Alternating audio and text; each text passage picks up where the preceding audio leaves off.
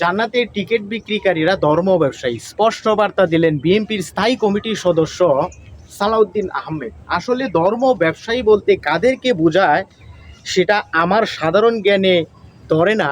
আমি এটুকুই বুঝি, ধর্ম ব্যবসায়ী হলো তারা যারা নির্বাচন আসলে, নির্বাচন যখন ঘরের দরজায় করা নাড়ে কিংবা নির্বাচনে যখন আমি অংশগ্রহণ করি, তখন এই পাঞ্জাবি কিংবা মাথায় টুপি দিয়ে যখন ধর্মীয় লেবাস ধারণ করে মানুষকে ধোঁকা দেওয়ার চেষ্টা করি, ঠিক তাকেই ধর্ম ব্যবসায়ী বলবো আমি।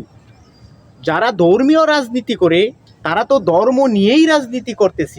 আমি এটাই মনে করি, এটাই ভাবি, নির্বাচন আসলে যারা মাথায় টুপি, আমরা দেখেছি বিগত শেখ হাসিনা সরকার 1996 সালে মাথায় টুপি, একবার হিজাব পরে তবজির সরা হাতে নিয়ে কিভাবে মানুষকে ধোঁকা দিয়েছিল, এখনও ধোঁকা দিচ্ছে। নির্বাচন যখন ঘরের দরজায় কড়া নাড়তেছে তখনও মাথায় টুপি পাঞ্জাবি পরে ধর্মীয় লেবাস ধারণ করে আপনাকে আমাকে বোকা বানানোর চেষ্টা করতেছে, ধোঁকা দেওয়ার চেষ্টা করতেছে।